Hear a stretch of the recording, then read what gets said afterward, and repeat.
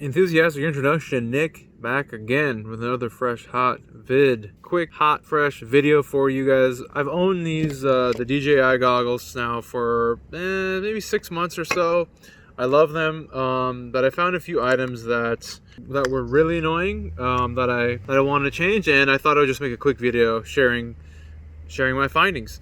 So first of all, my favorite upgrade is this particular analog case, a free open source Thingiverse print that I printed at Race Day Quads. Fits any of the typical analog receivers, and you also need the UAV analog adapter for the DJI goggles. I'll link all this stuff down below. But the reason I like this so much, and I've seen there are other really good analog adapters for the goggles.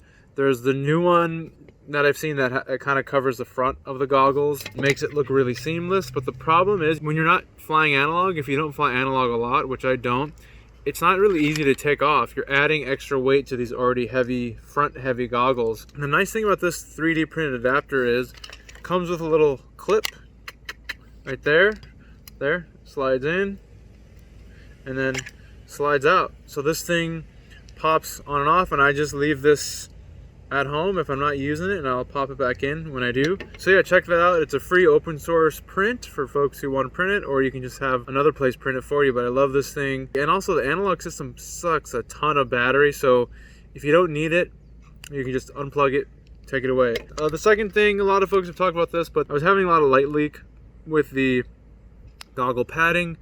DJI, I think, heard many people's complaints, and they themselves make this upgraded foam. This really solved the issue. It's really nice. It's Velcro, so you can just stick it on, stick it off. I love it. It removes all the light leak. There's a little by the nose, but another piece that came with the goggles that was really annoying was the strap.